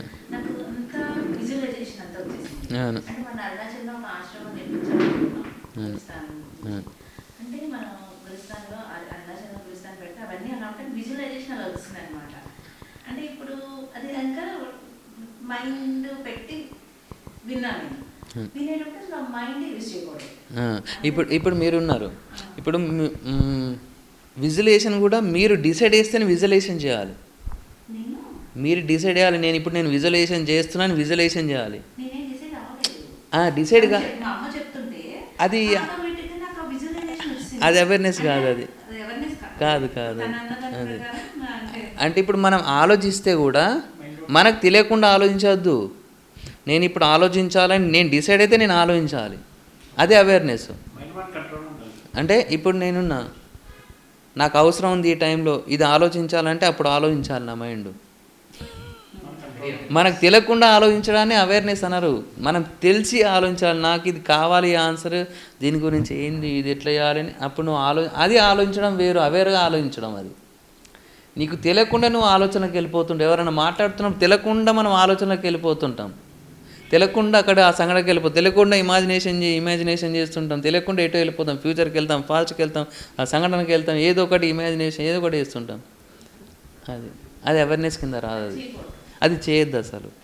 అది చేయకుండా ఉండాలంటే అవేర్గా ఉన్నావు అనుకో. ఇప్పుడు వాళ్ళు చెప్తున్నారు నీకు ఒక ఇప్పుడు వాళ్ళు కామ్గా కాదండి, కామ్ కాదు, మన బాడీని చూస్తూ దాన్ని వినాలి. ఇప్పుడు నేనున్నాను ఇట్లా, ఇప్పుడు స్టేట్ అంటే ఎట్లా అంటే నేను వింటున్నప్పుడు నా బాడీ కూడా నాకు కనబడుతుండాలి, నా శ్వాస వినబడుతుండాలి, ఆ వినబడడం కూడా కావాలి, నా శ్వాస కూడా అబ్జర్వేషన్ ఉండాలి, నా బాడీ నేను మొత్తం చూస్తుండాలి. ఇప్పుడు శ్వాసను వదిలేయండి, శ్వాసను పక్క పెట్టేసేయండి, నీ బాడీ అయితే కనబడాలి నీకు. నువ్వు వింటున్నప్పుడు నీ బాడీ, నీ ముక్కు కనబడుతుంది, నా ముక్కు నాకు కనబడుతుంది, ఈ పార్ట్స్ ఇవన్నీ కనబడుతున్నా, బాడీ నా స్ట్రక్చర్ నాకు కనబడుతుంది. నేను మాట్లాడేటప్పుడు నా స్ట్రక్చర్ నాకు కనబడుతున్నప్పుడు నేను అవేర్గా ఉన్నప్పుడు. ఎందుకంటే బాడీలో ఉన్నప్పుడు మైండ్ ఏం చేస్తా అంటే తట్టుకోలేదు, అది సైలెంట్గా కూర్చునిపోతే అవేర్లోకి వచ్చేస్తా ఆటోమేటిక్గా. బాడీకి అంత పవర్ ఉంటుంది. బాడీని అబ్జర్వేషన్ పెట్టామనుకోండి. ఇప్పుడు చిన్నపిల్లలు వాళ్ళ చేతులు ఇట్లా ఇలా చూసుకుంటారు. చిన్నపిల్లలు మీరు అంటే ఒక 3 months 2 months పిల్లలు వాళ్ళ చేతుని ఇట్లా ఇదేంది ఇట్లా ఇలా ఇలా చూసుకుంటారు. అంటే వాళ్ళు అవేర్లో ఉంటారు, అంత అవేర్లో ఉంటారు. చాలా అవేర్నెస్, పిల్లలకు ఉన్న అవేర్నెస్ మనకు అసలు 1% కూడా ఉండదు. అందుకోసం వాళ్ళు ఎలాంటి లాంగ్వేజ్ కూడా వితిన్ 1 year లోపల వాళ్ళకి లాంగ్వేజ్ ఎట్లా వస్తుంది. మనం ఇన్ని సంవత్సరాలు స్పోకెన్ ఇంగ్లీష్ అంటాం, కొత్త లాంగ్వేజ్ అంటాం, మనకు రాదు, ఎంత కష్టపడుతుంటాం. ఎందుకంటే అవేర్లో ఉండం. అవేర్నెస్తో నేర్చుకుంటేనే ఆ లాంగ్వేజ్ కూడా మనకు సంవత్సరంలో వచ్చేస్తుంది. తెలుగు భాష ఎంత టఫ్గా ఉంటుంది అసలు. ఆ భాషని ఎంత ఈజీగా నేర్చుకుంటారు. మనం నేర్చుకున్నాం. ఎందుకు నేర్చుకున్నాం అంటే అవేర్లో ఉన్నాం. అప్పుడు ఫుల్ అవేర్నెస్, అసలు మైండ్ అనే కాన్సెప్ట్ లేదు. అప్పుడు ఇట్లా వచ్చినట్టు మన సబ్కాన్షియస్ మైండ్లో పోయి స్టోర్ అయిపోయింది. అది ఎందుకు కష్టం అంటే మనం ఎరుకతో ఉండాలంటే మేడం, ఎగ్జాంపుల్ ఏంటంటే మేడం, ఫస్ట్ ఎగ్జాంపుల్ మీరు జపాన్ది చెప్పినప్పుడు లేరు అనుకుంటా కదా. జపాన్ది ఏంటంటే మేడం, వాళ్ళ ఒక రాజు వాళ్ళ అబ్బాయిని అంటే వాళ్ళ అబ్బాయికి రాజరికం ఇవ్వాలంటే తన రాజ్యం మొత్తం తన అబ్బాయికి ఇవ్వాలనుకుంటాడు. ఆ అబ్బాయి అన్నీ చాలా పర్ఫెక్ట్ అవుతాడు, అన్ని విద్యలో పర్ఫెక్ట్ అవుతాడు. కానీ ఆ అబ్బాయికి ఈ ఎరుక అనే కాన్సెప్ట్లో ఉండడు. ఇతను ఎరుకలో ఉంటాడు, ధ్యాన స్థితిలో ఉంటాడు, మెడిటేటర్ ఇతను రాజు. తన అబ్బాయి కూడా ఎప్పుడు ఎరుకలు ఉండాలి, ఎప్పుడు ప్రజెన్స్ ఆఫ్ మైండ్లో ఉంటే ఇది నేర్పించాలని ఆ అబ్బాయిని తన గురువు దగ్గర పంపిస్తాడు. గురువు దగ్గర పంపించినప్పుడు ఈ అబ్బాయి ఆ గురువు దగ్గర పోయిన తర్వాత నాకు అన్నీ వస్తాయి, ఇతను ఏం నేర్పుతాడు, ఈ ముసలతను అనుకుంటాడు. చెప్తాడు ఆయన అన్ని, నా గురువు గారు రెస్పెక్ట్ ఇవ్వాలి, మంచిగా ఉండాలి, అతను రెస్పెక్ట్ ఇవ్వకుంటే నాకు కూడా రెస్పెక్ట్ ఇవ్వనట్టే అంటాడు. సరే, ఆ అబ్బాయికి ఫాదర్ అంటే బాగా ఇష్టం ఉంటే సరే మీ గురువుగారు నా గురువుగారు అని వెళ్ళిపోతాడు. వెళ్ళిపోయిన తర్వాత గురువుగారి దగ్గర వెళ్ళగానే ఇతను ముసలాయన ఉన్నాడు, పండు ముసలి, ఇతనేం చెప్తా అనుకుంటారు. ఆయనని సర్లే మా ఫాదర్ చెప్పిండి ఇక్కడ ఉండాలి 3-4 ఏళ్ళు, ఉండిపోతా ఏమున్నది, ఒక 3 నెలలు మర్చిపోదా అని ఉండిపోతాడు అతను. గురుగారు వస్తారు, నువ్వు ఎందుకు వచ్చినా నాకు తెలుసు, మీ ఫాదర్ ఏం నేర్పాలని పంపించినా నాకు అర్థమైంది, మీ ఫాదర్ కూడా నేనే నేర్పినది, నీకు కూడా నేను నేర్పిస్తా. రోజు బోల్ దమ్మాలి, చెట్లకు నీళ్ళు పోయాలి, ఇవన్నీ నీట్గా ఉంచాలి, ఇదే పని. ఈ పని చేస్తున్నప్పుడు నేను వచ్చి కట్టెతో కొడతాను, నీకు తెలియకుండా వచ్చి కొడతాను, నువ్వు తప్పించుకోవాలి. ఇది ఎన్ని రోజులు దెబ్బతింటా అంటే అవేర్లు ఉండడు కదా, ఏదో ఒక ఆలోచనలో పని చేస్తుంటాడు, మైండ్లో ఉండి పని చేసిన అవేర్గా ఉన్నవాడు ఎప్పుడు దెబ్బతినాడు. ఇక కొన్ని రోజుల తర్వాత వాడికి అవేర్నెస్ వచ్చేస్తుంది. ఈ చిన్న ఆకు శబ్దమైనా కానీ అవేర్లో ఉంటాడు. వాళ్ళ గురువు వచ్చి అసలు చప్పులు లేకుండా వచ్చినా వాళ్ళ గురువు వచ్చింది అతనికి అర్థమైపోతుంది. అంత అవేర్లోకి వచ్చేస్తాడు. ఏ థాట్లెట్ స్టేట్లో ఉండిపోయి పని చేయడం స్టార్ట్ అవుతుంది. అంటే పని తన అవేర్లో ఉండి పని చేయడం, తన బాడీ పరిసరాలు ఇవన్నీ సిచ్యుయేషన్స్ని అవేర్లో పెట్టుకొని పని చేయడం స్టార్ట్ అవుతుంది. అంటే ఆటోమేటిక్గా వచ్చేస్తుంది. అంటే ఇప్పుడు ఎవరైనా దొంగలు పడితే, ఎవరన్నా ఇప్పుడు మనం నడుస్తున్నాం అనుకోండి రోడ్డు పైన, ఏదో సింహం లాంటి పులి లాంటి వస్తుంది, జాగ్రత్త చూసుకోవాలంటే ఎంత అవేర్లో ఉంటాం మనం. అంటే ఆ అవేర్నెస్ వస్తుంది. అంటే ఎప్పుడు అలర్ట్గా ఉండడం. దెబ్బ తలుగుతుంది కదా, అలా గురువుగారు వచ్చి కట్టెతో కొడతాడు, ఎప్పుడంటప్పుడు వచ్చి కొడతాడు. ఎన్నోసార్లు దెబ్బలు తింటాడు ఆ అబ్బాయి. ఒక 15 రోజులకు 20 రోజులకు అవేర్నెస్, ఆ స్థితిలో అవేర్నెస్ అంటే ప్రజెన్స్లో అవేర్నెస్ వచ్చేస్తుంది. తర్వాత ఏమవుతుందంటే కుట్టడానికి కానీ గురుగారు మీరు మరి ఎన్నుకున్నారు, నేను అవేర్లు ఉన్నాను, మీరు వెళ్ళిపోండి అంటాడు. అట్లా చాలాసార్లు అడుగుతారా, ఓకే నువ్వు మంచి అవేర్లోకి వచ్చినావు, ఇప్పుడు ఫస్ట్ స్టెప్లో పాస్ అయ్యాను, సెకండ్ స్టెప్ అంటాడు. ఇప్పుడు నువ్వు రోజు పడుకున్న తర్వాత నిద్రలో వచ్చి కొడతాను నీకు అంటాడు. నిద్ర వచ్చి కొడతానగానే ఎన్ని రోజులు దెబ్బతింటా అంటే కళ్ళు తెరిచినప్పుడు తప్పించుకోవచ్చు, అని పండుకున్న తర్వాత ఎలా తప్పించుకో, ఫుల్ నిద్రలో ఉంటాం. ఇదేంది అనుకుంటాడు. రోజు దెబ్బలు తింటాడు, రోజు దెబ్బలు తిని ఎట్లుండాలని పడుకోవడం బంద్ చేస్తాడు. కానీ నిద్రలో పోతాడు, కానీ అవేర్లో ఉంటాడు. ఆటోమేటిక్గా నిద్రలో వెళ్ళిపోతాడు, కానీ అవేర్నెస్ వచ్చేస్తుంది. అట్లా మెల్లగా అది ట్రై చేసి పడుకోవద్దనే పండుకుంటాడు. నేను పడుకోవద్దని పండుకోవడం వల్ల అతనికి అవేర్నెస్ అనేది ఇదైపోతుంది.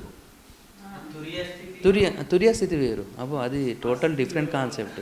అది మనకు ఆ అవేర్నెస్ ఉన్నది, మనము అది అయిపోతాం. ఇంకోటి ఉండదు అప్పుడు, నువ్వు నేను ఈ ప్రపంచం ఉండదు, మొత్తం నువ్వు అయిపోతావు తురియ స్థితిలో. నువ్వు తప్ప ఏముండవు అప్పుడు, అది వేరే. అది అయితే ఇక్కడ అవేర్నెస్ అనేది, ఇప్పుడు బుద్ధుడు కూడా పడుకున్నప్పుడు ఇట్లా పన్నాడంటే లేచే వరకు ఈ చేతి ఇట్లనే ఉండేదట, ఫుల్ అవేర్గా పడుకున్నాడు. నేను కూడా నేను ఇది కూడా ట్రై చేశాను. నేను మొన్న పడుకున్నాను, అంటే ట్రై చేస్తూ ఈ అవేర్నెస్ గురించి ఎప్పుడు నడుస్తూనే ఉంటాను కనుక పడుకోవడం కూడా అవేర్నెస్ పడుకుంటే 1 hour నిద్ర అయిపోతుంది, 2 hours నిద్ర కంప్లీట్ అయిపోతుంది. మైండ్లో పడుకుంటే 7 hours పడుకుంటాం, అవేర్నెస్లో పడుకుంటే 2 hours నిద్ర కంప్లీట్ అయిపోతుంది. 3 ఎక్కువ ఉండదు, 3 hours నిద్ర కంప్లీట్ అయిపోతుంది అవేర్నెస్లో. ఎందుకంటే ఆ కళ అనేది ఉండదు. కళలో ఉన్నంటే మనకు కాస్మిక్ ఎనర్జీ ఎంటర్ కాదు కదా, థాట్లెట్ స్టేట్లో ఉంటాం. ఫుల్ కాస్మిక్ ఎనర్జీ, మన నిద్ర కూడా కంప్లీట్ నిద్ర కూడా అయిపోతుంది, 3 hours కంప్లీట్ అయిపోతుంది. అది అవేర్నెస్. చప్పుడైనా లేచి కూర్చుంటాం, ఆ స్థితిలో అవేర్నెస్లో ఉంటాం. అతనికి అవేర్నెస్ వస్తుంది. అవేర్నెస్ వచ్చిన తర్వాత మళ్ళీ రాను గురుగారు వచ్చి ఎప్పుడు వచ్చినా అని, గురుగారు మీరు వెళ్ళి పండుకోండి, ఇదంతా వ్యర్థం, నేను ఇప్పుడు అవేర్లు ఉన్నా, మీరు వెళ్ళిపోండి అంటుంటాడు. ఒక 10-15 సార్లు అన్న తర్వాత అప్పుడు ఒక దీంట్లో నువ్వు పర్ఫెక్ట్ అయిపోయాను అని చెప్పేస్తాను. అయిపోయింది కదా గురుగారు, నేను వెళ్తానంటే ఉంది, ఇంకా కొన్ని రోజులు ఉంది, నిన్ను అబ్జర్వేషన్ చేస్తాను, ఉండు అని చెప్తాడు. వాడు చికాకులు వేసి అట్లనే ఉంటాడు వాడు. గురుగారు ఏం చేస్తాడు, వాడి మైండ్లో ఇక్కడ నుండి వాడి మైండ్లో నెగిటివ్ థాట్స్ని జనరేట్ చేస్తాడు ఈ గురువు పట్ల.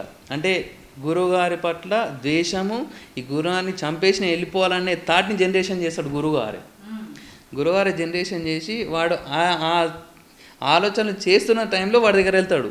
వెళ్ళి, ఏందిరా నీకు ఇంత మంచి ఇన్ని నేర్పిన తర్వాత నన్ను చంపి వెళ్ళిపోవాలని ఆలోచన చేస్తున్నావు అంటాడు. వాడు షాక్ తింటాడు. వాడు, ఏంది గురుగారు, అసలు నా మైండ్లో అనుకునేది మీరెట్లా చెప్తున్నారు, అసలు నేను అనుకున్నది మీకే తెలిసింది అంటే, ఇదే థర్డ్ లెసను. ఇలాంటి సిచ్యువేషన్స్ ముందట చాలామంది వస్తుంటారు. రాజు అన్న తర్వాత చాలామంది వస్తుంటారు, నీ ముందర మాట్లాడుతుంటారు. తెలియని వాళ్ళు వస్తారు, తెలిసిన వాళ్ళు వస్తారు. వాళ్ళ యొక్క ముఖ కవలికలు, వాళ్ళ స్థితి గతిని బట్టి వాళ్ళ మైండ్లో ఏం నడుస్తున్నారో నువ్వు తెలుసుకోవాలి. అది కూడా ఒక టైప్ ఆఫ్ అవేర్నెస్ అంటాడు. అంటే ఈ 2 కాకుండా థర్డ్ టైప్ అవేర్నెస్ ఇది. ఇది నువ్వు ప్రాక్టీస్ చేయి ఇంటికి పోయిన తర్వాత కూడా. ప్రతి వాడిని అబ్జర్వేషన్లు ఉండు, ప్రతి వాడిని చూడు, వాడు ఎట్లా ఆలోచన చేస్తున్నాడో అదే అబ్జర్వ్ అయ్యి. అంటే పసిగట్టు ఆలోచనని, వాడి మైండ్లో ఏం నడుస్తుందో, వాడి పనులు, వాడి స్థితి గతి, వాడి యొక్క కదలికలతోని పసిగట్టాలి అని అది కూడా నేర్పి పంపిస్తాం. అప్పుడు అతను వెళ్ళి మరి గొప్ప రాజు అవుతాడు. అంటే అవేర్లో ఉంటే ఎవరు అటాక్ చేయలే పండుకో. ఇప్పుడు చాలామంది రాజులపైన నిద్రలోనే అటాక్స్ అవుతాయి కదా, నిద్రలోనే చంపేసి వెళ్ళిపోతారు. అది కూడా జరగద్దని వాడికి అది నేర్పి పంపిస్తాడు. అవేర్నెస్ అంటే అవేర్నెస్ అంటే ఇంత గొప్ప ఉంటుంది. మనం కూడా అవేర్లో ఉండాలి, మనం కూడా గొప్ప వాళ్ళం అవుతాం.